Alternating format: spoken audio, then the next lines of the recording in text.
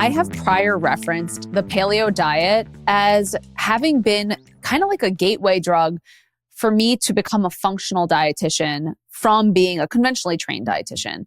And if the paleo diet is the gateway drug to functional dietetics, then Paleo Valley is the gateway pathway into functional nutrition supplementation. Before I even was a functional dietitian, I saw every functional practitioner who are just the most evidence-based practitioners using this company, Paleo Valley, specifically in recommendation of their various and vast supplements. Paleo Valley is joyously a sponsor for this episode. I use both their beef sticks and their grass-fed organ complex with clients often. And the reason is that even if we are consuming meat or we aren't, we often miss out on vital minerals that we would be getting actually from animal organs. So really easy to tolerate, really incredible supplement I've been using and recommending for many, many years, as well as just from a taste perspective, I've always recommended and loved their beef sticks. And they have a variety of different flavors and a variety of different animals in their meat sticks as well. Pork, venison, beef, many different varieties. I love Paleo Valley. It's been really exciting to have them as a sponsor because this is a company that I have been recommending for 10 years and products that have seemingly only gotten better with just the absolute highest quality and with real recognition of what the human body deserves and what the human body needs. Again, most of our nutrient needs are not quite met, especially when it comes to the nutrients required for liver detoxification that we're going to talk about in this episode, without some level of real consciousness or in some cases supplementation. So I am so overexcited and overjoyed to let you know that we have provided a discount for you to order Paleo Valley products. You can use the discount code paleovalley.com/QTD for 15% off your first order. That link will be right in the show notes as well. And we just so hope that you love these products as much as we do. And again, this company was really my gateway into functional nutrition supplementation. And I stand by their value and their efficacy and safety. So, as a podcast host, right, it is my job to prepare outlines, prepare questions for guests, kind of set the pace for how it goes. What you do, Jay, in your extensive research and preparation is come in with a 15-page outline to each episode. I do. And it's so fitting for who you are. It's a problem. And you know what? Let's air our dirty laundry here. It is something that it is a problem here. You know what I mean? Because you're taking all the work off of me, first of all. You do this with every damn podcast you go on. You do all the prep work for the guests, for the host. We become the guests on our own podcast. And I love it. Thank you. It's a little bit worrisome from my end because I actually start to think that maybe sometimes anyway, I think like, is the audience even gonna, I really try hard to make sure that the audience has a reason for listening. And I don't want it to just be, hey, why don't you come to biochemistry class? Because who the hell wants to do that? But I think that I put too much pressure on myself for all of these podcasts. You're right. It doesn't matter who I'm doing this with. If it's somebody like you and it's going to be a much higher level conversation, then I put even more pressure on myself. So I know it's not good. It's not the way that we live our lives, Jay, is not what other people would call enjoyable. It's not fun. And the combination of us together it's not going to be a good time on this episode. Yeah. Okay. And I need people to understand that coming into it. We're not having a fun chit chat. All right. We're getting to work on this episode as per usual with you. And I am obviously joking when I say all of this because it is such a delight to have you on because you are such a well-prepared guest. You care so deeply and the way your brain works is such a delight for all of us. So I am so overjoyed to have you back. The second I started bringing recurrent guests back, you were the first person on my list because when we did the cholesterol episode in season 1, the reception was so profound because Jay, you have this really amazing way of laying out the high level and then going deep into the nitty gritty. And I am beyond grateful for the prep work you do and beyond grateful for how much care you put into every single thing that you do. Well, thank you for that. Last time you came on the podcast, you did an incredible episode on, by the way, Phil, you can use Phil's my editor is going to come on. You can use the original part of what I said because I think it was more, whatever. You don't have to do this part, but I need Jay to hear this part so we can respond to it.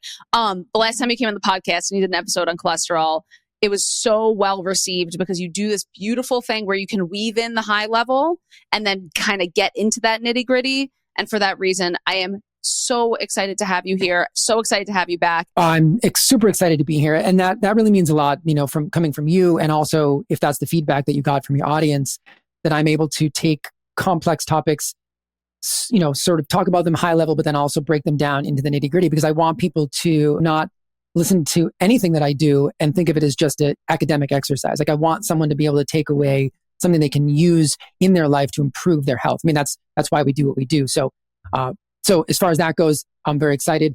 I'm ready to roll. I have way too much information here. So you're going to have to be my guide, my Sherpa, and let's get rolling. You know what I'll do? I'll kind of host this thing. I'll host this thing and I'll host us through it. And we're going to make it through. I want everyone to know, listening, that there was extreme anxiety on both of our ends to make sure that we cover these complex topics for you.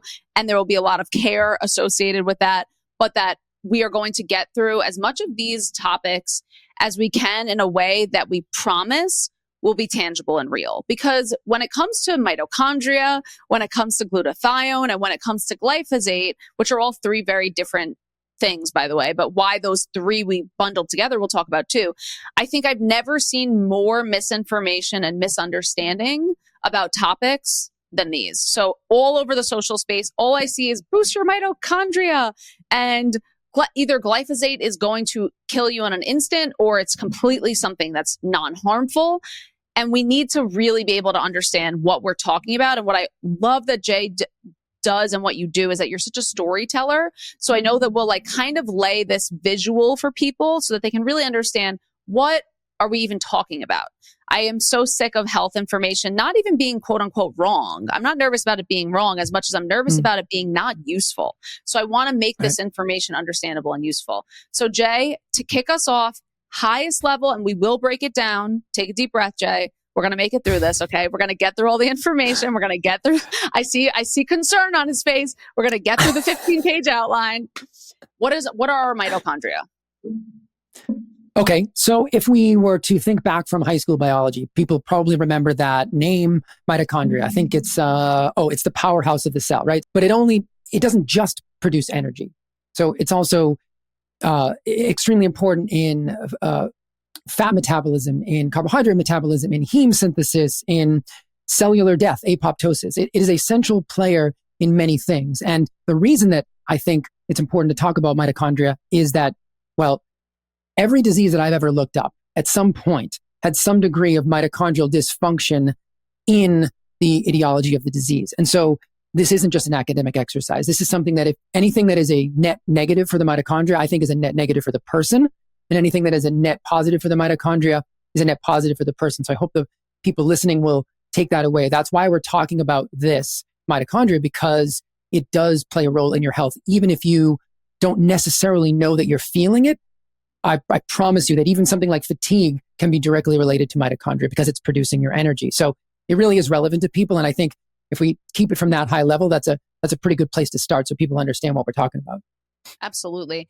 And this vision of it being a powerhouse of the cell, I think that if we can just go back to a visual of it almost being like a factory for energy. Like I think of the liver as being like a factory for repackaging toxins and sending them out. The mitochondria is a component of the cell that is, would you agree, like a place where energy is generated? And of course, there's many steps for that energy generation that happens within the mitochondria. But when we say powerhouse of the cell, we mean this is the site of energy production. Yeah. And you can think of, if I use this analogy, if you think of a house and you think of the mitochondria would be a room inside that house. And every room in your house has a different function, right? The kitchen is where you make food. The bathroom is where you take a shower, right? So the mitochondria is it's an organelle, which is just another room inside that house. Technically, it's got its own membrane, so it's walled off from the rest of the cell because it has its own function. But that's just an easy way to sort of think about it and in terms of what it is in the cell. But absolutely. And energy production is probably it's famous for that. And it's the most important thing we're going to talk about today, because a diminished energy production, I think, is what leads to disease in the end. So even though it does a bunch of other things that are incredibly important, energy production is certainly high on the list. When you say energy production, I think people are hearing energy like in the context of I'm jumping up and down, in the context of I feel like I have low energy, I have fatigue. What do you mean when you say energy in this kind of academic context? What do you mean when you say energy? Yeah, I mean, energy is really everything, right? It's the every cellular process in the body requires energy. So even transporters on the membrane of a cell to sometimes to exchange molecules or to exchange sodium and potassium, right? ATP, which is the energy currency of the body, that's required to do everything. So yes, from the high level, you are talking about jumping up and down, physical performance, sports performance, things like that. But you're also talking about even every single metabolic process, or not every single, but any one that requires energy is going to be using ATP to do that. So energy really is a catch-all term, but it relates to the bigger picture energy movement, but it also relates to metabolic processes. So that's all energy. It's a great question. When your body is lacking processes to generate ATP, the insinuation I'm hearing and where we're going is that lacking capacity to generate energy can lead to illnesses of all kinds. Tell me a little bit about what that process looks like. Well, so I do this sort of high level thing where I say, so the mitochondria is a subcellular organelle. So it's inside the cell, right? When that goes dysfunctional, that spreads to the cell. The cell can become dysfunctional. When the cell becomes dysfunctional, then the organ can become dysfunctional. And when the organ becomes dysfunctional, you move up to the tissue level. Then you move up to the organ systems. Then you move up to the organism. So I guess, again, that's just another way to wrap people's minds around this, why we're talking about something we're not even talking cellular level, we're talking subcellular level. But it's so important up the kinetic chain that it causes dysfunction. And it can cause something like in a type 2 diabetic, it can cause disruptions in insulin secretion. It can cause in the brain, it can cause neurons to misfire. So and that's why I say any disease that I've looked up, if you control F mitochondria, you will find it somewhere in that paper where they are explaining how energy is produced and how this lack of energy production or some kind of disruption in mitochondrial function leads to the things that we call symptoms. But that can be a variety of things. So that's why it's hard to narrow down. But as you look at disease, I always try to work backwards. And as I go backwards, eventually I get to a place where I'm looking at the mitochondria every time. And so that's become the obsession of mine, is that if we can convince people that they should be taking care of their mitochondria, then by proxy, they're taking care of all the things that they would label as a symptom, rather than just put a drug which just masks the symptom. I want to try to get to the underlying cause, which is usually mitochondrial dysfunction. I've made a joke that the root cause of all illness is either mold or trauma. I think you're adding a third layer to that. It's mitochondria, mold, or trauma at the root of all root causes. Well, so I have this little mitochondrial fact sheet, which is super cool because I think people will get a kick out of like how massive the mitochondria are. So most cells have about 80 to 2,000 mitochondria in each cell, but some neurons can have 1 million to 2 million mitochondria in one single cell. Okay. ATP is produced, and that's adenosine triphosphate. That's the energy currency that we use to do everything. It's produced every second of every day, and a resting cortical neuron consumes 4.7 billion ATP molecules every second. So again, just to give people the scale of this, mitochondria are about 10% of your body weight. So if you weigh 150 pounds, you pick up a 15-pound dumbbell, that's the weight of your mitochondria, and yet 1 billion of them can fit inside a grain of sand. So they're that small, but they're that powerful. And they also have their own DNA, and that might be something that we could talk about or not, but just so that people understand this, how we got our mitochondria is a whole other discussion. It's such a fascinating theory, but separate from our nuclear DNA, when we talk about our own DNA, the mitochondria has its own DNA that's separate from us, and they work together with our nuclear DNA to help create the proteins that make energy. So it's this beautiful symbiotic relationship, but I wanted to give people that high level understanding. Again, we're not just talking about one single organelle in a cell. In some cases, we're talking about millions of mitochondria to the point where it's 10% of your body weight. So it's no small thing that we're talking about. And that's why dysfunction can lead to disease. I'm asking you a question that I authentically don't know. If you are putting interventions in place to affect mitochondrial function, does that affect all mitochondria in all cells of the body, or are the interventions usually like site specific, or the mitochondria that needs more support? Is all mitochondria on the same pace, and do all interventions affect all mitochondria? So that's a great question. I don't know for sure, but I can tell you that mitochondria are all they're very dynamic and they're constantly turning over, right? Mitophagy is a term that we use. Many people know the term autophagy, which is cellular turnover. Mitophagy is the mitochondrial version, mitochondrial fusion and fission. So very often they're breaking down old parts, they're fusing together, or they're breaking apart, and that's a very dynamic process. So I think that generally speaking, when you have the nutrients to support mitochondrial function, the mitochondria will basically turn over the ones that are damaged, and then the ones that are working properly will sort of take over the burden. So I think that that giving the body what it needs does impact all the mitochondria at the same time. But generally speaking, all the mitochondria are at different places in their health span. And so that's why supporting them is incredibly important. That's why a lot of the things that I do lifestyle wise to improve mitochondrial function, I'm thinking of that, that turnover and that ability to remove old mitochondria that maybe are damaged and not working well, and improve the function and supply the nutrients for the mitochondria that are working well. Absolutely. And then also, we're talking about, again, mitochondrial turnover. We're talking about cellular function. It's what I know people are going to be asking in their head is there any way to measure this? Is there any way for me to know if the mitochondrial issues are present? And I think I know what your answer is going to be, but I'm going to ask you the question anyway. Yeah, it's really hard. And I would love to get to the place where we have these fantastic tests. There are proxy tests like citrate synthase, and there are all these different lab markers that you're not going to get from a regular doctor. Those are like research laboratory markers. But generally speaking, I always, when people ask about like a healthy microbiome, I remember I was talking with a PhD student and she said to me, a healthy microbiome is the microbiome you have when you're healthy. And so when it comes to mitochondria, I think if you're generally speaking free of symptoms, you have plenty of energy, you sleep well, you don't have any of the exterior signs of premature aging, and you don't have any of the internal blood markers that correlate with metabolic dysfunction, then generally speaking, I think your mitochondria are doing, pretty well. But it's a great question. And I really wish there were specific lab markers that we could use, but they're all just kind of in the research world, and you'll never find any of those markers on a standard Quest lab result. So I think at some point we'll probably have that, but right now we kind of have to go with the way we feel. I was reading about this recently, that they're actually known to be an ancient bacteria. Yeah. Tell us about that if you know anything about it. It's interesting.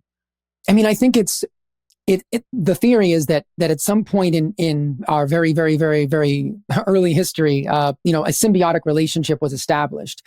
And so these, we provide them a safe place. We provide them with nutrients that they can't otherwise, ascertain. And then they provide us with all those other functions like energy and all the other things that the mitochondria does. So it's this amazingly beautiful relationship. And again, once upon a time, the theory is that there were separate creatures and they came together to say, hey, we're better off together than apart to survive in this really harsh early Earth environment. And now we have what we know as the mitochondria, which is again why they carry their own DNA signature still from that time period. So it's a little bit creepy when you think about it. I know. I kind of don't want them in here, but I'm down for their function. But I'm don't be in here. Don't be in here, millions and trillions of you. As long as you're in control, Michelle, as long as you maintain control, we're fine. Jay, do you think I think I'm in control of the mitochondria? I'm not in control of my mitochondria. They're completely in control of me. I don't feel that way at all, by the way. But okay. So I think, again, when we kind of look at conventional medicine, we're looking at how do medications affect potentially disease, but more so how are they affecting symptoms, right? So that's going to be on a very organ level, and a very even higher level than that. It's our perceived experience of what's going on inside of our body. mitochondria is almost like further, as far down the line as you can go in ways of like narrowing in, like you're saying, because it's subcellular. It's so much deeper. And there's something so holistic in the conversation of talking about them because they're so like ubiquitous throughout our body. They're so essential to these functions. And then there's also something that feels so frivolous, and I will tell you about talking about it, because it's like, can we really make a difference if this is like this kind of world that's existing within a world within our body? It's such a great question. I mean, I think so I look at something like antibiotics, for instance, right?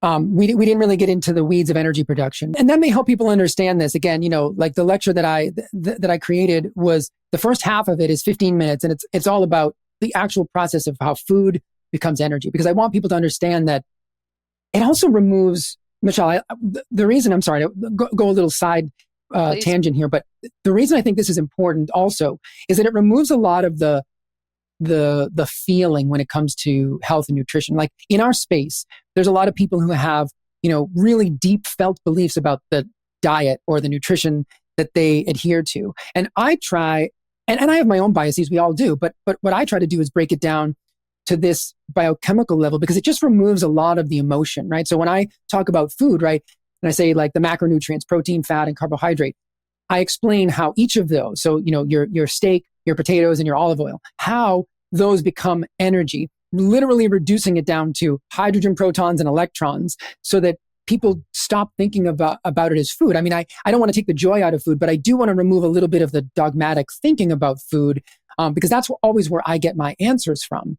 And so in the process of energy production, so let me go through that, because I want to explain to you then why something like how antibiotics can directly impact the mitochondria. Again, we don't ever want to live in a world without antibiotics. They save lives, but they're not without a price. And I think that's really important for people to understand. Like you said, any medication can have an impact on the body, positive or negative. And I think we just need to weigh those, in some kind of a cost benefit analysis before we just start, pill popping antibiotics every time we have a sniffle. Okay. So let me see if it's going to be a little bit more difficult without visual aids, but I think that I can basically give you the highlights of energy production. So your food, your fat, your carbohydrate, and your proteins, they get broken down through digestive processes into something called acetyl-CoA. Now, I am like really high leveling this. Like we're not going to go through how all that happens, but your food, right, there's to become energy, and chemical processes. There's so many for each type of food, and each type of food also goes through different stages of digestion, and different organs act on that, and different mechanical, again, and chemical and biological processes. So let's just say we're at the acetyl-CoA part of it after digestion. Yes. Right. Because and you're right, like the stomach, the intestines, the enzymes, all that stuff. And that's all critically important. But essentially the goal of eating that food is to break all the food down into a molecule called acetyl-CoA. Now, for the most part, proteins are structural. You can derive energy from proteins, but you don't really want to do that because, like in starvation, your body will start stripping away muscle and will use those amino acids to generate energy. But it's not efficient, and we don't really want that. Our primary energy source is fats and carbohydrates. But they all become acetyl-CoA, and they enter something that you probably are going to have flashbacks from high school biology. They enter something called the Krebs cycle. Which is, by the way, I just need you to know this, Jay. You got a little bit different of a nutrition degree than me. As an RD, the Krebs cycle / TCA cycle is about 75% of the education we get. I can still tell you all the substrates. It's just a majority, but the word mitochondria is very rarely used. It's just really about the substrates in the TCA cycle, but that is a huge part of the dietitian degree. Isn't that interesting? Now, I had to memorize all of these steps in the TCA cycle. It's also called the citric acid cycle. I don't know why they do that. I call it the Krebs cycle, but it's interesting to me that they wouldn't mention the mitochondria, because this is happening in the matrix of the mitochondria. So the mitochondria, for people who don't know, is a double membrane structure. So think of it like a donut, right? You got the outer membrane, you got the inner membrane, and the matrix would be like the hole in the donut. So that's where this whole so your food, again, gets broken down through a variety of processes to make acetyl-CoA to enter the Krebs cycle. And the whole point of the Krebs cycle, it does generate a little bit of ATP, but really the point of the Krebs cycle is to generate 2 more molecules that will go on to the next phase of energy production. And those 2 molecules are NADH and FADH2. They have long names, but that's what the point of the Krebs cycle is. So again, your food becomes acetyl-CoA. Acetyl-CoA goes into the Krebs cycle, this variety of chemical processes with enzymes to create this other substrate, or these two substrates, NADH and FADH2. They're going to move on to the next phase of energy production, which is called electron transport.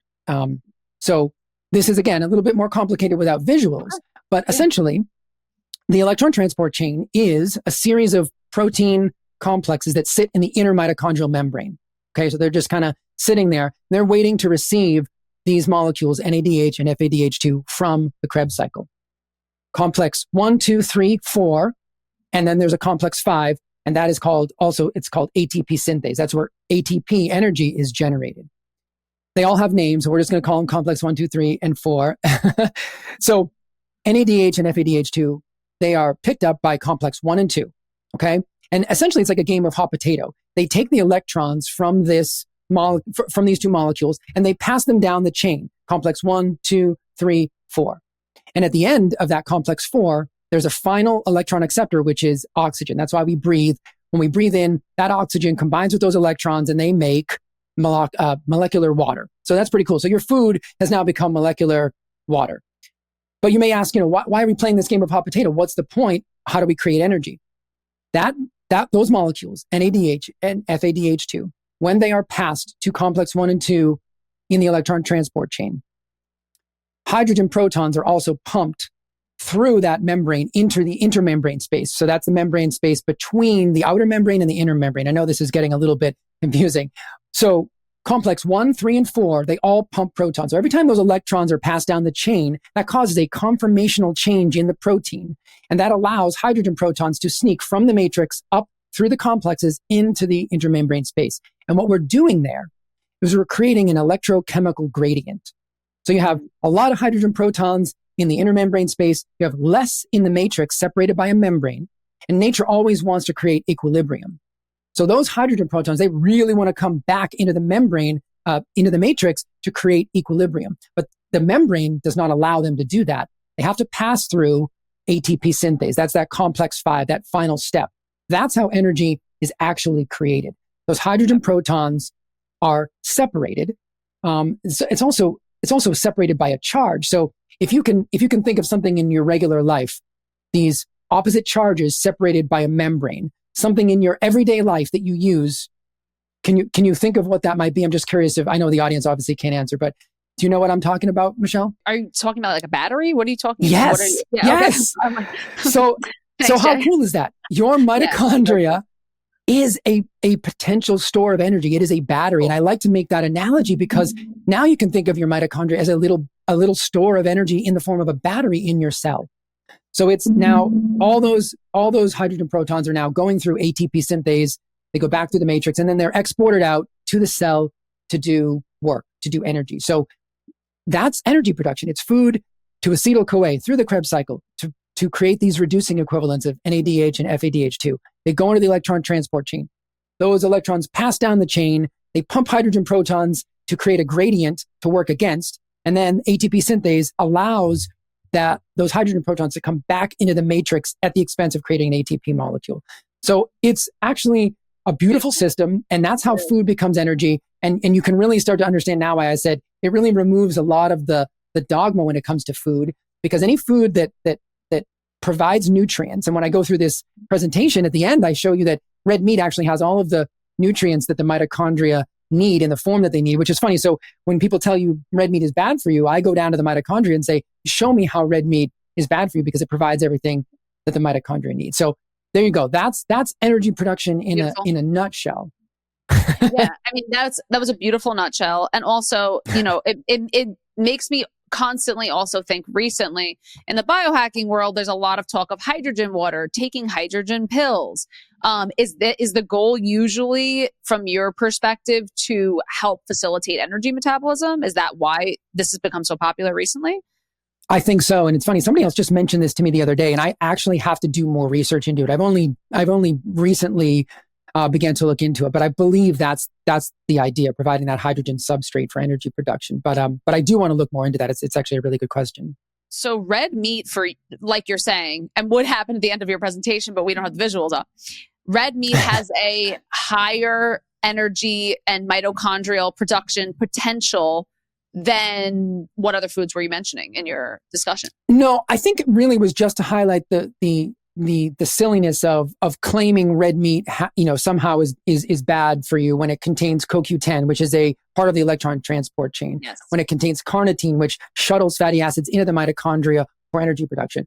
Creatine, which can increase mitochondrial density and membrane potential. Riboflavin, which is part of the TCA cycle and complex 1 and 2. So it has all the nutrients that are required for energy production. So I wasn't comparing it to another food. I was just trying to say, isn't it interesting how we say blanket statements like red meat is bad for you, but I'm literally showing you on a biochemical level what red meat provides, and just trying to provoke a thought experiment in people to think maybe some of the things I've been told, they're not exactly accurate. And when I understand the nitty gritty, it's a little bit clearer, I think.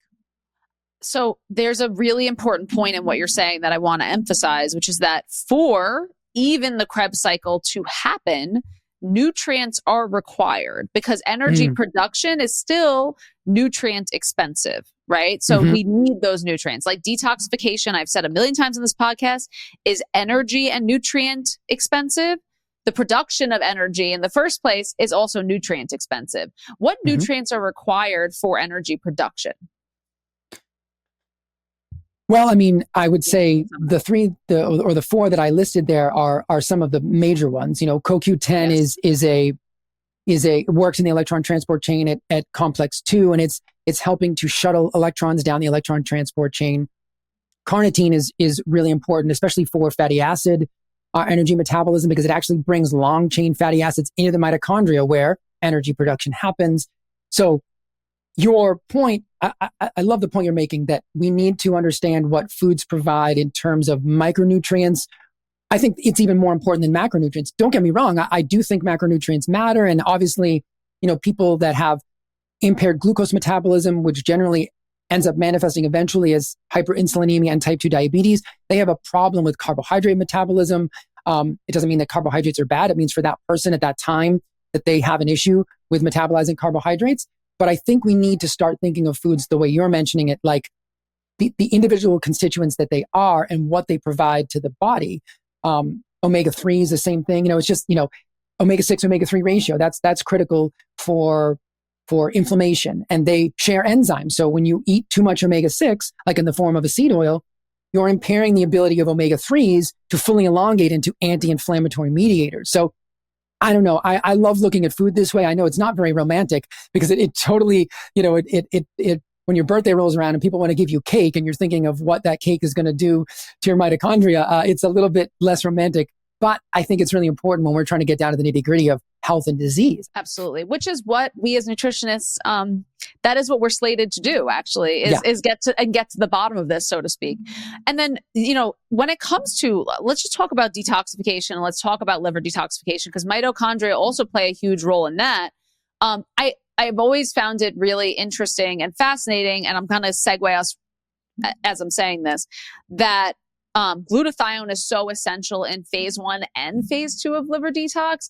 And I've often suspected it's also because it's affecting the mitochondria, and the mitochondria are essential for detoxification too. So tell us a little bit, if you can, about the role between mitochondria and detoxification in the body as well.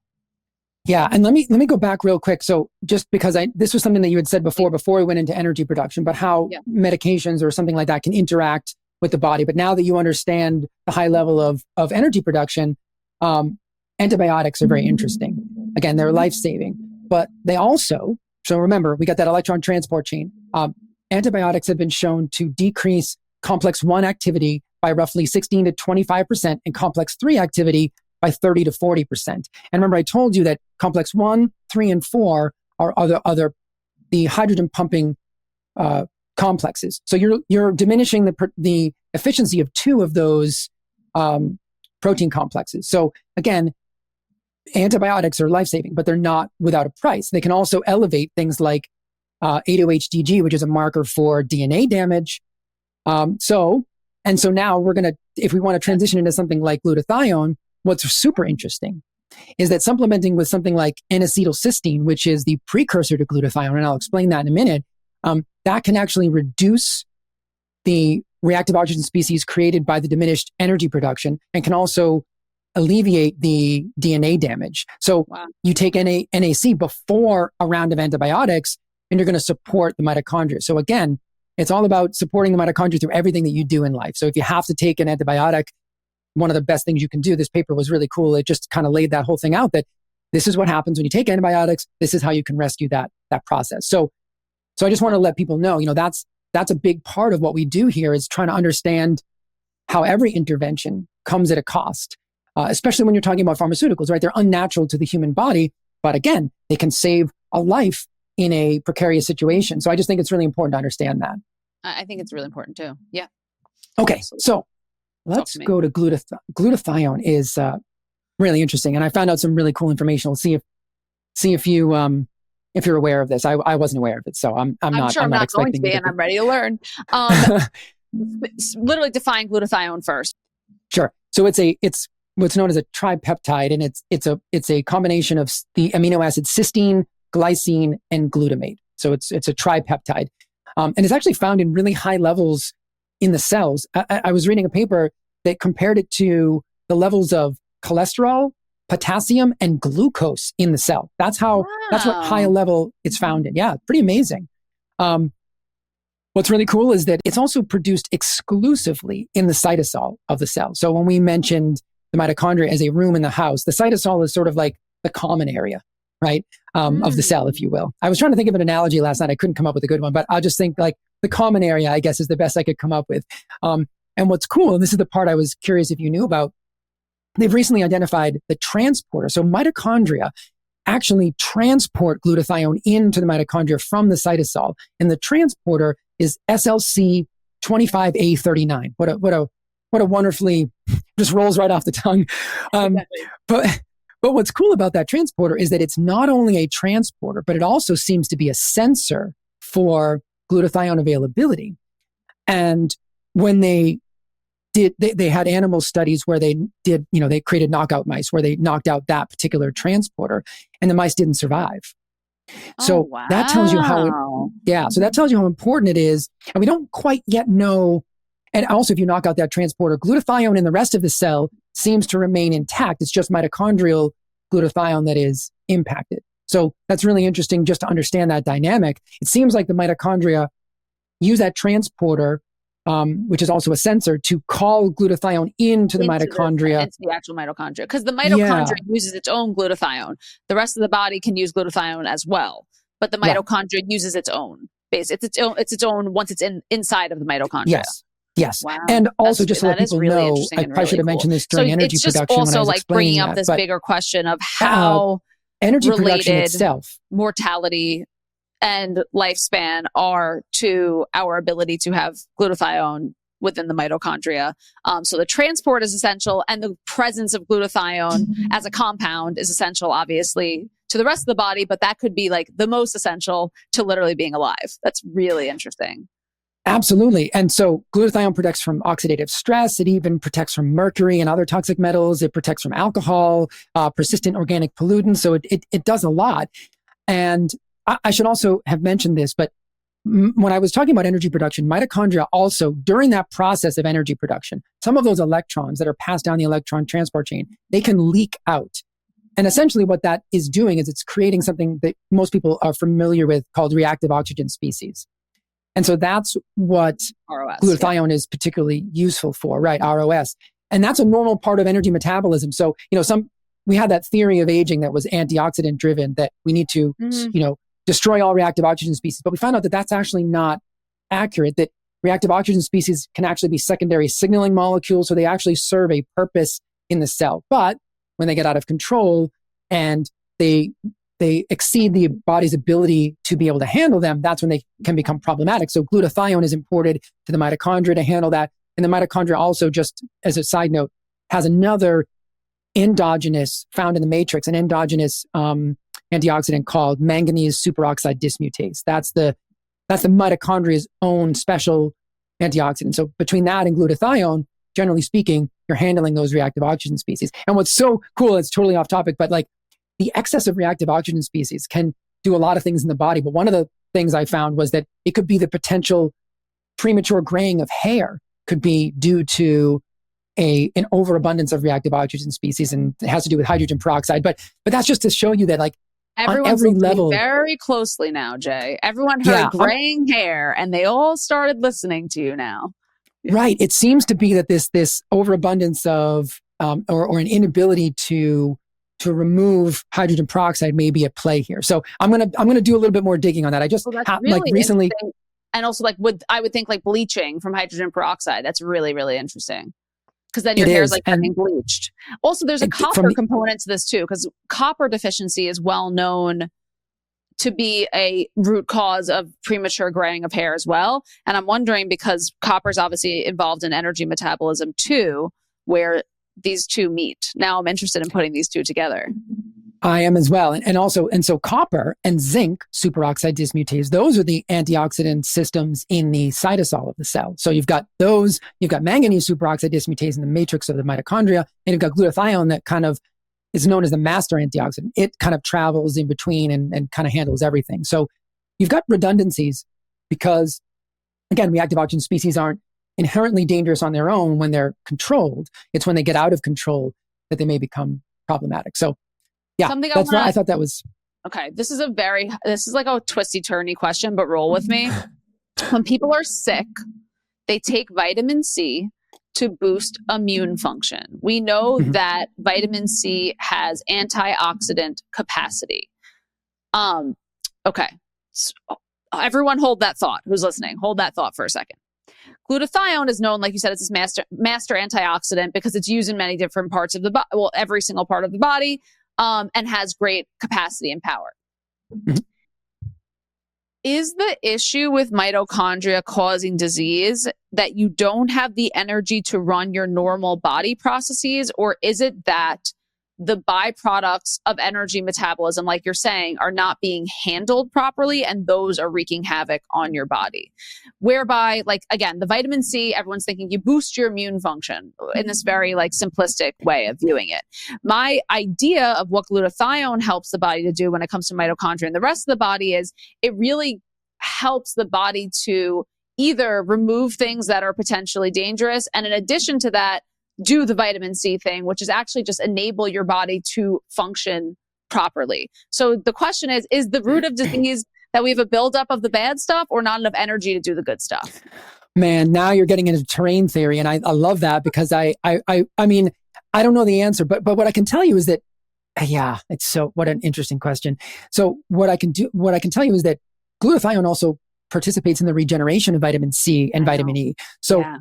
So there's the potential there that taking vitamin C frees up glutathione to be able to handle other issues. And that may be why. So I think there's multiple factors at play here. It's so interesting. And I don't know the answer because the first step towards improving glutathione function in this fantastic paper I read by Joseph Pizzorno, who wrote one of my textbooks, one of my functional medicine textbooks in college. Yeah. He wrote this amazing sort of paper on glutathione. And he said, the first thing that you need to do is remove the things that are causing this upregulation of glutathione, right? So remove the stressor is always the first thing, whether it's a chemical, physical, or emotional stress. You got to remove that stress first. So yes, I think it's a combination of the two, to be honest. It's fascinating. Yeah. Are you at you're a believer that the balance of omega-6 fats, omega-3 fats is one of the root causes of a lot of the dysfunction that we see. Are you feeling and what from what you're researching, coming to the conclusion that glutathione, I don't want to call it deficiency, imbalance or something, because it's hard to call it a deficiency, or mitochondrial dysfunction are root causes of the chronic illness rise that we're seeing today? Is that a belief that you have? Yeah, I do. Yeah, really. I think, and there are salvage pathways even for glutathione. I think it's the gamma glutamyl cycle, I think, that regenerates. I remember this from grad school because we used to look at organic acid tests on patients, and there's a specific organic acid called pyroglutamate that was a sign that there was glutathione wasting, which means there's so much need. Glutathione is being pushed into the salvage pathway and regenerated. And by the way, cysteine, the amino acid cysteine, is sort of the rate limiting step in glutathione synthesis. So it was just interesting to see on certain people's labs that had a heavy oxidative stress burden, that they would, generally speaking, be peeing out more pyroglutamate, which told me that the gamma glutamyl cycle was in high gear, trying to recycle glutathione as quickly as possible. And of course, since we're also magnesium deficient, it took three magnesium molecules to help recycle glutathione. So it was just this is really interesting that I just remember this extra salvage pathway that seems to kick in when things are really kind of going haywire in terms of the toxic load that a person is experiencing. So it's a long way around to say that if you studied cancer patients or terminally ill patients, that you would see a lot of what you like. I like the phrase that you use, salvage pathways.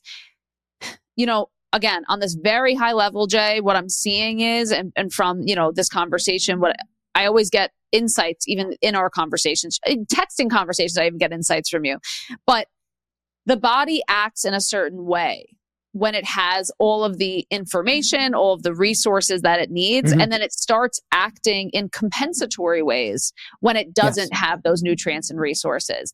Something I need to highlight in saying this is that what we're talking about, glutathione, this master antioxidant, is composed of 3 amino acids. It is a protein structure, right? These are made of the smallest part of a protein, which is the amino acid, the most base structure of a protein, that are then linked together to create longer proteins. So someone listening to this might say, again, well, where does protein fit in ways of my overall health? Where does protein fit in ways of weight loss, and have these conversations? And then I know someone who might be consuming a very low protein diet is saying, well, I consume a low protein diet and I'm fine, right? I'm okay.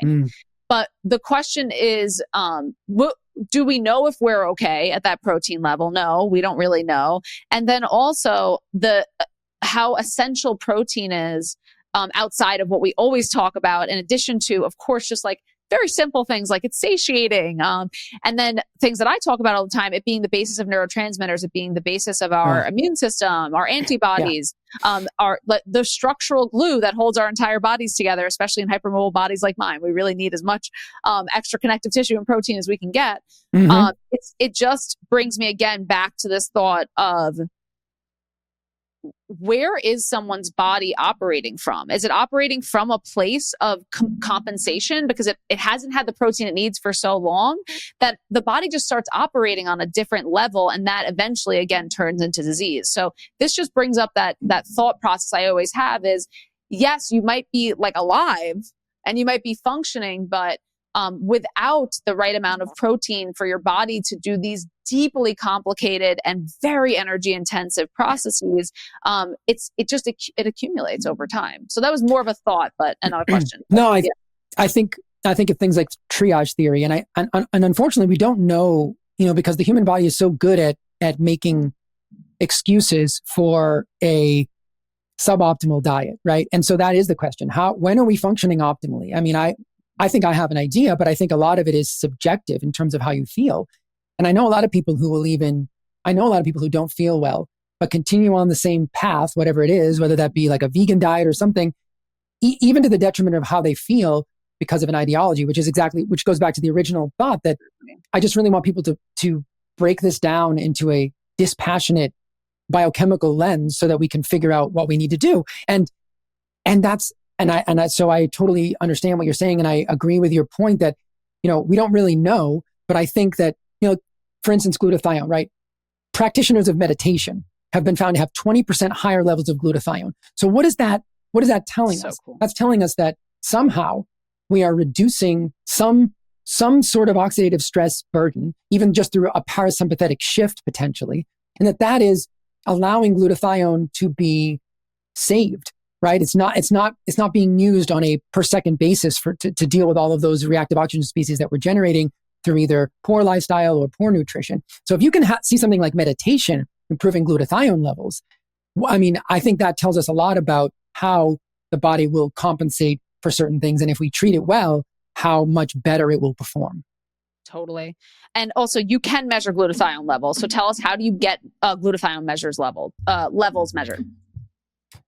So actually, I'm only looking at it through labs, but yeah, I mean, I think you can get it in serum, correct? Yeah.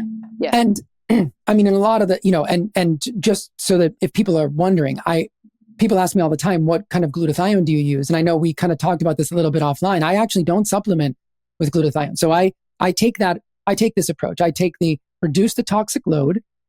And then I actually, when I do decide to supplement with something, it would be NAC, N-acetylcysteine, which is the precursor to glutathione, because I kind of am a firm believer that I need to let the body decide how it's going to use whatever it's going to use and what it's going to need it for.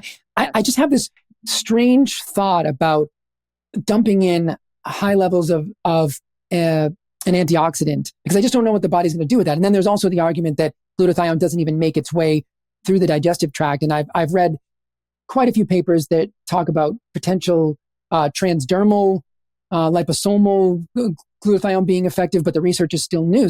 But I always err on the side of, I'll give the body the precursors, so I eat a high protein diet and I use NAC whenever necessary. And then I think that just kind of like, I let the body take over, because I trust it. It knows way more, through millions of years, it knows way more than we do about, what we should do to improve health. So that's just my thought about supplementing with glutathione, in case because I'm sure people are going to wonder.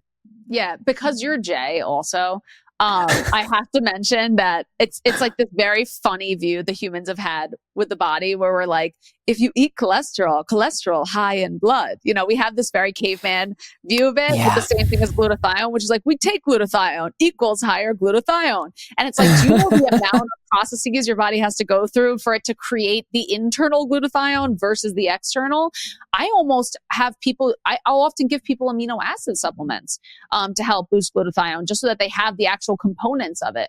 Absolutely. So, what's interesting is that glutathione production from something like, if you have ever looked at, I have this diagram from grad school memorized in my head, but the methylation pathway and then the transsulfation pathway, B6 is required for homocysteine to become cysteine. So I know B6 is part of that, and then that eventually can become glutathione. So, but those are all those. We know, because we measure homocysteine, which we look at as a measure of either B vitamin deficiency, B12, or we're looking at, or folate. And we're also looking at it from the perspective of potential inflammation in the body too, which is that's a different day, MTHFR. We're talking MTHFR a different day. And I will have you back to talk that, because it's a really fun show. So, I will just say on a note, I have used NAC with clients. I've used glutathione with clients. I've used, IVs with glutathione in them. Jay, the reason why, this is a bigger conversation, because I want to do glyphosate too, but this became very important and controversial and interesting during COVID also. I mean, I know that the conversation of mitochondria has been around for, since the beginning of science. Like, I'm sure, this has been a conversation for a long time. The focus of mitochondria being the center of longevity. Where do you see glutathione, NAC? Because NAC also was a supplement that the government was like, during COVID, like, ooh, I kind of want to have this instead of you guys having this from individual suppliers. Where do you believe NAC and glutathione play into COVID and immunity from that perspective? Sorry, can you just repeat that last part of that question? So where do you believe that NAC and glutathione play into immunity and COVID? Like, why was this coming up so much during COVID? Was there interesting data that came out? What happened? On the outer mitochondrial membrane, right? The outer membrane that faces the rest of the cell, the cytosol, there are mitochondrial antiviral signaling proteins. So the mitochondria actually also participates in immunity as well. And so I was just interested in the fact that the mitochondria was never mentioned during COVID, but I knew doctors that were using things like NAC, that were using IV, vitamin C, that were using a lot of things, and that were having massive success. And this is in March of 2020, before anybody knew anything. And so my large, big picture perspective was always this: you can't tell me from one perspective that you don't know what's going on, but by the same token, you can tell me you know what's not going to work. Yes. So that was my biggest thing. So NAC, I'm sure had if you look it up, you'll see a lot that has to do with COVID. And I remember that they were trying to remove that as a supplement over the counter, which was just shocking to me, given what an important role it plays. My whole thing during COVID was, why is nobody mentioning metabolic health? Because we knew that was a severe risk factor. Yes. Why was nobody mentioning mitochondrial health? Because again, antiviral signaling proteins on the outer mitochondrial membrane. It just kind of drove me crazy. You know that a lot of the work I do is around mast cells, histamines, POTS, everything like that. Like, I think that there was unique issues with COVID, specifically, maybe the vaccine combination, whatever, something. So the virus itself or the combination and everything together, where there was challenges on two fronts. I think there were challenges to the mast cells because COVID attaches directly to mast cells. And I think there were challenges to the mitochondria. And I think like looking back, if we look at what long COVID was and is a grossly underprepared population, including myself. I'm not saying it's all of us together who had poor mitochondrial function, probably low glutathione, I don't know, levels. I don't know what to call it, and at the same time, we were primed from a nervous system perspective, from a mast cell perspective, for our bodies to react really strongly to this. I think it was actually like we were a perfect population, because I think as I'm putting the pieces together after years and years of working with clients on this and now seeing it's been 4 years, of looking at this and my own experience, I kind of put it in those two buckets. I think the mast cells were critical and I think the mitochondria were critical when it comes to long COVID. Well, we tend to, as a population, we don't address things until they've occurred. So we don't work on, we talk about preventative medicine in the field.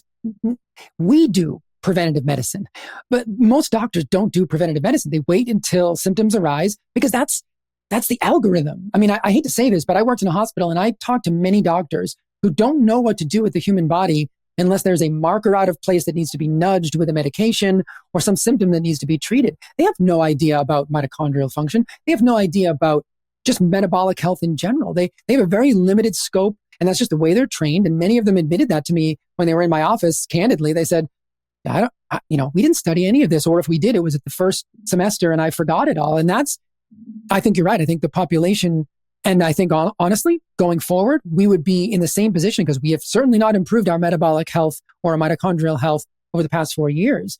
So that's why, shows like this, I think, are very empowering for people that can at least have that idea put in their head that, hey, this may be a downstream issue of metabolic consequences, and maybe COVID or anything else wouldn't be as bad. And I think we found out what is not health during this time, because people who, again, had no symptoms, it was so devastating to see that. People who probably would have been fine for another 30 years, fine is the word I'm going to use. It doesn't mean that they felt exceptional, but without extreme symptoms, had overnight extreme symptoms. I have a lot of philosophy around that and why that was so challenging from a psychological perspective for people too. Like myself, I've been chronically ill since I was a kid. Like, I've had different stuff come up much of my life. So I have a very high resilience, to be honest with you, for uncomfortable symptoms, because I'm used to them. Now I'm the healthiest I've ever been, thank God. Like, I'm so happy to say, but it took me really progressing to a point and not understanding my health and getting to that point for me to start lifting myself up. But it was slow for me. For other people who feel totally fine, have no stomach symptoms, no anxiety, to overnight hit that point, it was scary to watch. And I'm so glad I was able to go through it first, because I was really having like all this kind of stuff happening before, but it was disastrous. And I do believe, again, mitochondria, mast cells, there's some interplay there that was between the two of them. So, quick question before we do a little glyphosate. People take NADH supplements. What do you think about taking the actual substrate? Tell me what you think. And IVs. People take IVs of that too. I just don't think we have enough research, to support that yet. I mean, I can understand it, but again, I'm all about providing the body with the nutrients that it needs to do what it wants. I have issues, or I have concerns about forcing molecules into the body that are going to create a response right away. And I don't know. I've read a lot of research on it because I've been very curious about it, and people have asked me, but nothing seems to be super convincing yet. And then of course, there's the question of, which version is more absorbable and which one is more bioavailable. So I don't know. I think the jury is still out on that. I think there's a lot of research, and I know a lot of people have said that they have positive results, but I'm I remain skeptical in terms of NAD for now. I just want to read more research on it. That's how I feel too, but I feel pretty strongly about NEC, and I actually think there's some. I haven't seen as many positive results from taking glutathione directly, even liposomal. Yeah. And trust me, I was a biohacker. I was in. I was like, I'm totally bought in. I actually have seen better results with NAC. Again, this is not I haven't conducted a formal study. I'm just sharing what I've seen. And we've seen the same patterns, honestly. So it's interesting to reflect upon. So we know also, just to put a bow on our glutathione part of the conversation, we know what affects glutathione production and ultimately then mitochondrial function. Outside of food and eating the right nutrients, what else can affect your mitochondrial function? What else can affect your glutathione production? Ooh, well, I would say in general, lifestyle. I think about things like, I was having this conversation with somebody recently that after exercise, you could imagine with a ramped up energy production that you would also have an increase in reactive oxygen species. And so something interesting that I've been trying lately, and it seems to be working, is after intense exercise or a run or something like that, I'll take off my shoes and actually go stand on the earth and do a little electron exchange situation. Yes. And that is an antioxidant in many ways. And I've noticed, I have like some right knee issues, and I've noticed significantly less inflammation when practicing that. So, and once upon a time, I thought that stuff was really out there. And I was not super interested in that. I just thought it was kind of woo-woo. But then I started to read the science, and I remained open-minded. And so I found some really fantastic results. So it's really it's sleep. It's the three pillars. It's sleep, it's proper nutrition, and it's movement, and it doesn't have to be anything crazy when it comes to movement. It doesn't have to be a CrossFit gym. It just has to be your body is meant to move. Bodies in motion, stay in motion. So I think, the more, and the people that have been active their whole life, they tend to stay active, and they're the 80-year-olds that you see out there that are still working in the yard and have no real aches and pains. And I love to see people doing that kind of stuff. So start when you're young. But those are the things I think also, sleep is very underrated. We live in a culture where people say, oh, I'll sleep when I'm dead. But I think that's a huge problem because, we don't have an opportunity for the brain to do its work unless we're, really in that deep parasympathetic state and getting some deep sleep. So sleep, nutrition, and movement are my three keys for all of that. Again, remember, removing that toxic load for glutathione status, removing that toxic load is a big thing. So if you've got heavy metal poisonings, or you're living above living above a machine shop and there's diesel fumes and things, you have to really consider your environment where you're living. I've had to have that conversation with people, say, you might want to consider moving. Local clients, Jay. Yes, you might want to consider moving because you're just, So those are the big things. Those are your controllables, your lifestyle, your nutrition, and your sleep. So control them as best you can. And I'm in the sleep category. I'm going to add light as well, because I think the research is exploding that's a great one.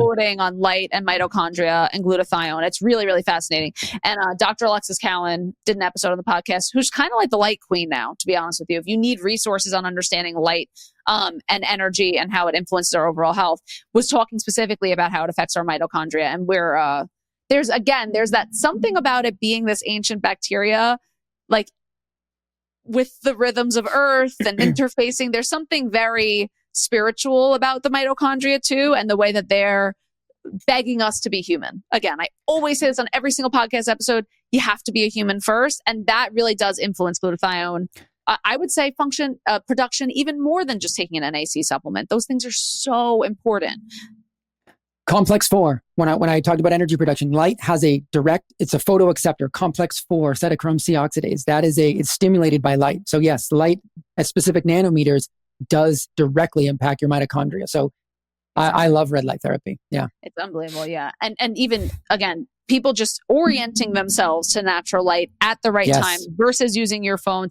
That's why all these annoying biohacking people, you see them being obsessed with the lights and everything. I don't know that all of them know why they're doing it, but there is a reason they're doing it, by the way, whether they know it or not. It's valid. It's actually valid. The obsession with the light thing is real. So, let's do a little glyphosate, Jay, because I can't steal your whole day, even though, damn, I'd love to. There has been extreme controversy around glyphosate specifically recently, I needed to bring you on to talk about it because I was devastated about the Bonza situation, which we're going to talk about. What is glyphosate? Why is glyphosate? Start me somewhere. Yeah, so glyphosate is the most widely used herbicide in the world in agriculture. And it's essentially, which is interesting because it actually shares something in common with glutathione. It's essentially a glycine molecule with a methyl phosphonyl group bound to the nitrogen atom. So it's very similar structurally to glycine. And that becomes really important because of how it interacts biochemically. But what's super interesting is that the United States after 2014 really stopped reporting glyphosate usage, which is kind of scary because you really don't even know how much we're using. And that was according to a 2021 paper in Foods. They had no existing data on glyphosate usage after 2014. It went off patent in 2000, so most of it is made in China. Now, it was originally used as a descaling agent. And for people who don't know, descaling agents effectively bind to metals. It was used in pipes to pull out things like calcium and magnesium. And so it's a chelator of anything that's a +2 cation. So you're talking about manganese, magnesium, calcium, iron in certain states. Just the things that provide the energy and electricity for our bodies. Okay, got it. Absolutely. Got it. Yeah. Absolutely. So that's, and I see people all the time and these people drive me crazy. And it's, that's why I love doing shows with you because you're a dietitian who has really studied this stuff. But I just find, I just recently, somebody last night, I think sent me just a reel on some dietitian making fun of people being concerned about glyphosate. And that just blows me away because the only evidence that she had was appeal to authority saying like, well, it's been approved for use, blah, blah, blah. And so it's according to whoever, it's perfectly safe. Now, the World Health Organization puts it in a class of carcinogens similar to red meat, which tells you everything you need to know about the World Health Organization's classification of carcinogenic material. I thought you were going to use the World Health Organization as an example to say it puts it as a carcinogen. I'm like, but don't they also put meat in the same category? So I'm glad you said that. Yeah, exactly. Yeah. So it's just the appeal to authority thing is a little silly if you ask me. And so, I've got so much material on this and this could be its own episode, but it has been shown. And remember when we were talking about antioxidants in the mitochondria and I mentioned manganese superoxide dismutase, that's a matrix side mitochondrial antioxidant. So there's a paper in 2013, the Journal of Environmental and Analytical Toxicology. They found that Roundup Ready did create deficiencies in manganese and cobalt. And if you know anything about cobalt is the center of the B12 molecule. So you could see B12 deficiencies. You could see now if manganese superoxide dismutase is impacted, that's going to disable one of the endogenous mitochondrial protections against reactive oxygen species. What that also does is that damages one of the enzymes. You said you memorized all your Krebs cycle enzymes. So that damages an enzyme called aconitase, which is the enzyme that turns citrate into isocitrate in the Krebs cycle. So now you've got energy production being damaged potentially on the TCA cycle end, and you've got a disabling of some of the mitochondrial antioxidant defenses. And that's just one paper. And I have 7 pages of information on this because again, what am I trying to do? Michelle, I'm always trying to say, listen, my approach is the precautionary principle. I'm not telling you I know for sure that glyphosate, certainly it's not going to kill you instantly, but it's this long-term exposure that I just told you that we have no idea how much we're even using. So when they tell you, well, this much was found in a pasta, but it would take 20 pounds of that pasta to cause problems. My answer to that is, well, how much other food are you consuming that is doused in glyphosate? And the answer is nobody knows.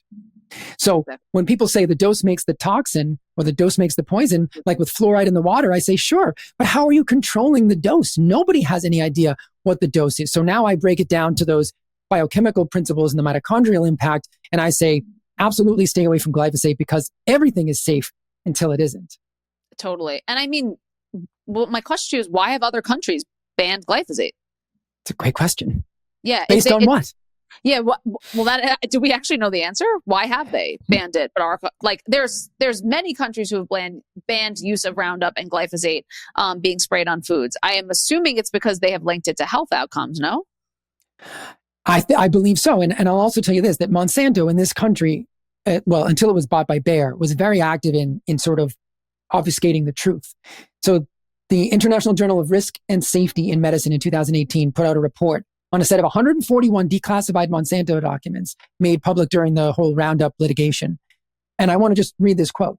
The document revealed Monsanto-sponsored ghostwriting of articles published in toxicology journals and the lay media interfered in the peer review process, behind the scenes influence on retraction and the creation of a so-called academic website as a front for the defense of Monsanto products. So Monsanto themselves, if they had a product that was so fantastic, why would they need to engage in all this obfuscation of the truth? And so again, as a person who doesn't want to be, those commercials you see, Michelle, that, if you or a loved one have been injured by, whatever product, that's always 20 years down the road. You don't want to be the person that needs a settlement because you've been injured by something like glyphosate. In my opinion, it's best to stay away from it because we have enough mechanistic data to say it's probably dangerous.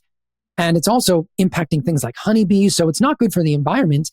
Why are we using it? Huge other concern, by the way. But the monocropping combined with the spraying of the Roundup, Olivia Matrano talks a lot about this too, and has for 10 years because of how much it affects the diversity of the other animals, plants, everything in the area. So yes. Jay, in addition to these tiny mechanisms that we're talking about on the electron transport chain, is there any known glyphosate issues with digestion, progression of cancer, any other disease? Are there studies that link it to those? There's a ton. And there was a recent study that came out that showed that for the first time that glyphosate can actually cross the blood-brain barrier and increase TNF-alpha. There's now potential, disruption of brain metabolism and research that's connecting it to Alzheimer's.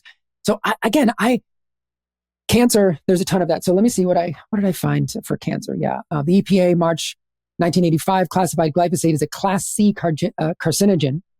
But then, so here's some other interesting information. Let me read this to you. So Dr. George Levinkis, director of the Environmental Assessment and Toxicology, there was an internal memo that found senior management at the EPA in reviewing these proposals to classify glyphosate as a Class C probable carcinogen because of these kidney adenomas in mice. So a Monsanto doctor, Dr. Marvin Kushner, they said that he'll review the kidney section and present his evaluation of them to the EPA in an effort to, and I quote, persuade the agency that the observed tumors are not related to glyphosate. So, I mean, I don't know, Michelle, really when I think... Oh, go ahead. Yeah. No, I'm just going to say, when I think of science, this is not what I think of. I don't think of backroom deals, and I don't think of, internal people. It's like the fox investigating the hen house. 100%. It's just, so I think it's just so hard with the dietitians on social media. I love you all. I'm a dietitian. We know I love you. I love you guys so much. But what I feel frustrated about is that we have pretty reasonable and understandable mechanistic evidence, but that is not going to translate into PubMed journal research. It's kind of the same thing with the seed oil fight that you have every day of your life, Jay, which is just like, you're like, yes, if you have too many omega-6 fats, it's going to take the enzyme needed in order to have the active form of omega-3 that you need for the body. Like it's just the mechanism. So I find with the glyphosate conversation, it's really hard to explain mechanism, even on social media. And also, you're not going to find it's just not, no one's funding that and no one's allowing that research to come out. I think like evidence from other countries banning it is substantial. I would like to know each country why they would have made that decision, to be honest with you. But Jay, the bigger, harder question I have about all of this is, because forget about trying to prove people of anything. I don't really care. We're just going to give people the information we have and let people make their own empowered decisions. Like, since we don't know what's being sprayed with glyphosate and we don't have quantifiable values for it, how do we even start the process of trying to avoid foods that have it? How do we know what it's in, and how do we get that information?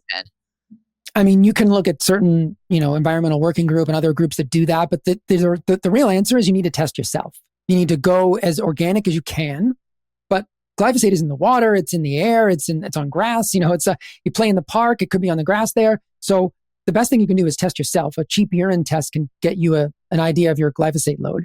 And then you need to engage in some of the things like chlorella, activated charcoal, sauerkraut, quercetin, NAC, some of those things that can really help you avoid. And honestly, there was a paper published a couple of years ago that showed that meat and meat products, milk, dairy, meat, did not bioaccumulate in ruminant animals, which is interesting. So it might have something to do with their metabolism, which is another reason why I say, animal-based diet is a really great place to start. So if you're trying to avoid it, meat seems to be a safe place to be. But the truth is, you've got to test yourself, and then you've got to engage in some of the mitigation principles, because you're right.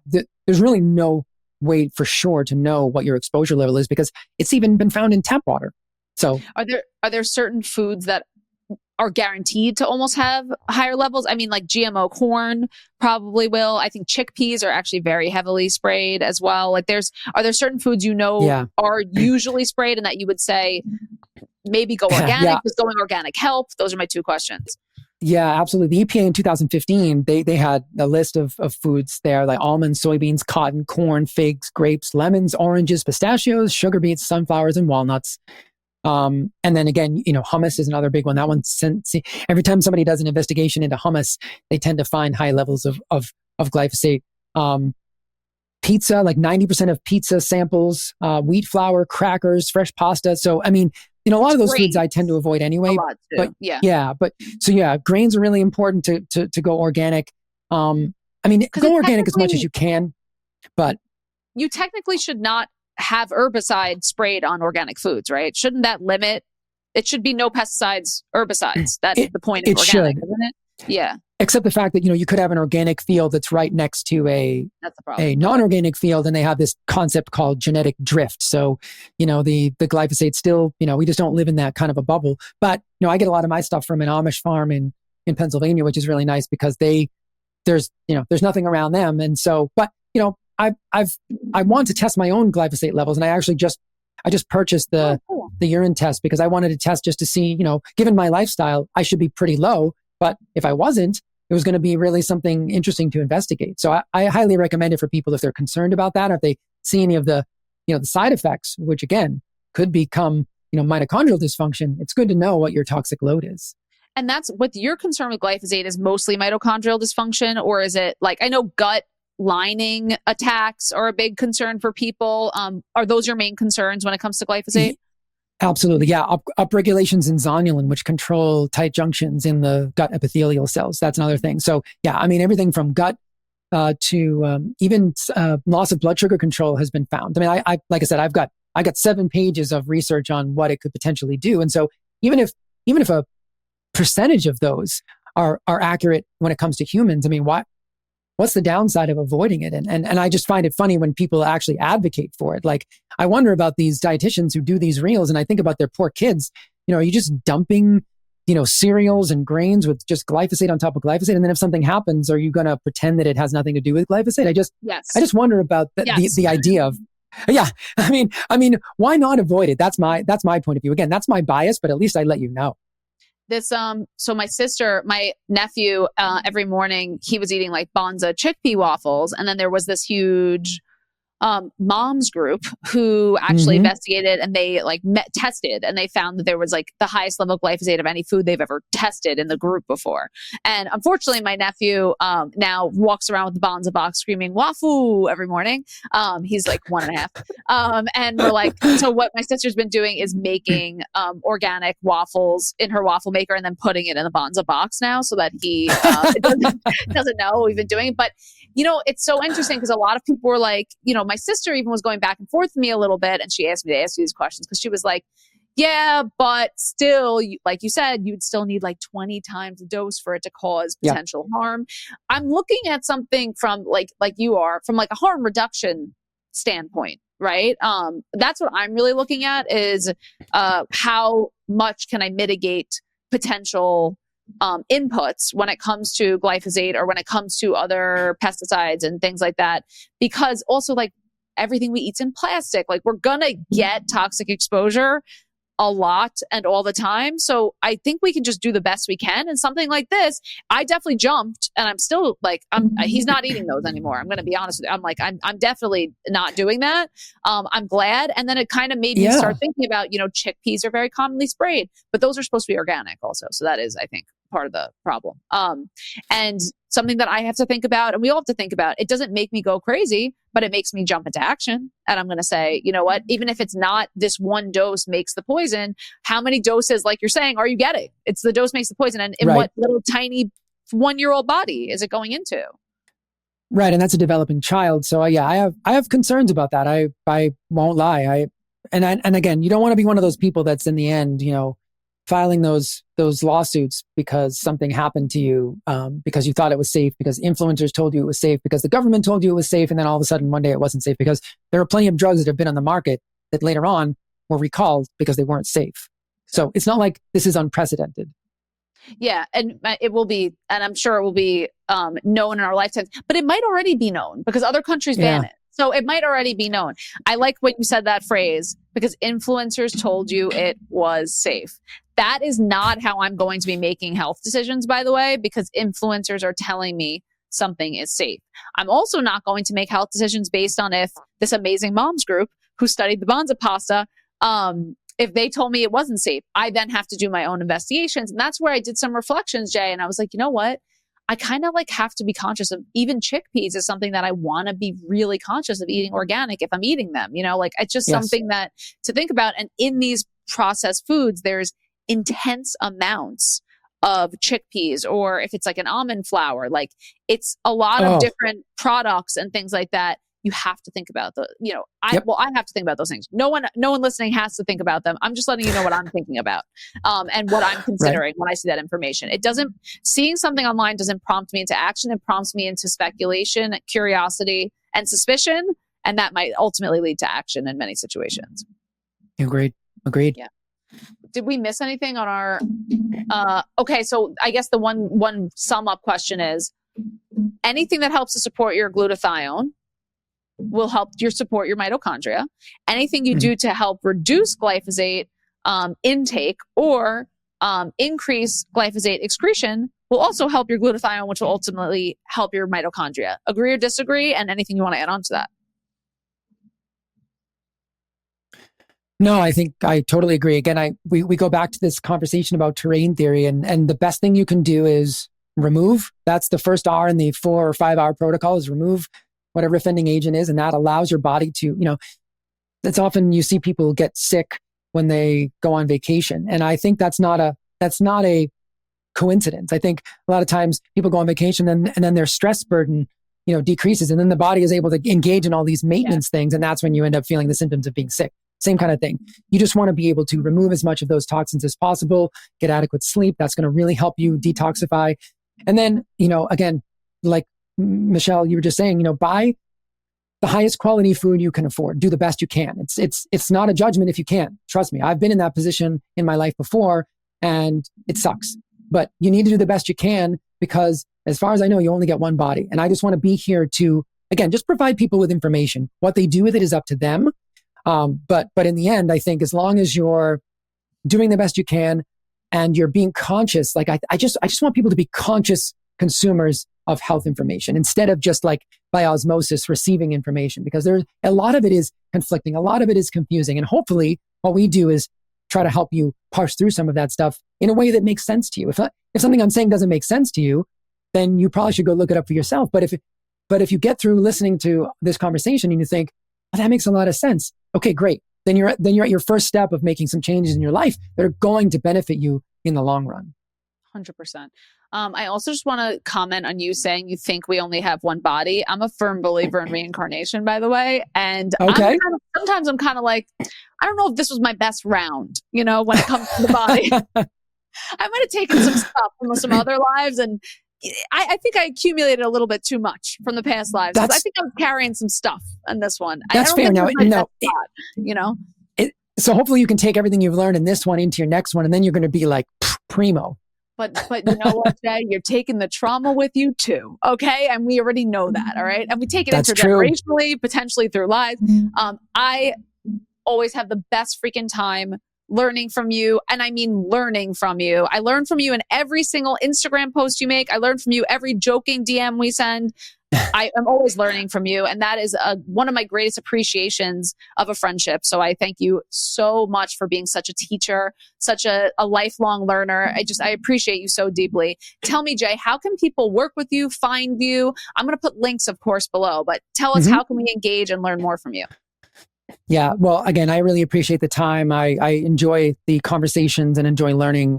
If the feeling is mutual, these are my favorite kinds of conversations. So if people want to find me, Instagram is certainly something that I've been active on for a long time, although, lately not getting much traction there. So I'm branching out into video. So you can find me on Rumble, at Perpetual Health. You can find me on Substack at Perpetual Health. I'll give you all the links, but those are the places. And I try to put up different content in different places. So if you want to watch a visual representation of what I do, you can go to Rumble. If you want to read about it, you can go to Substack, or you can go to Instagram, and the website is perpetualhealth.co.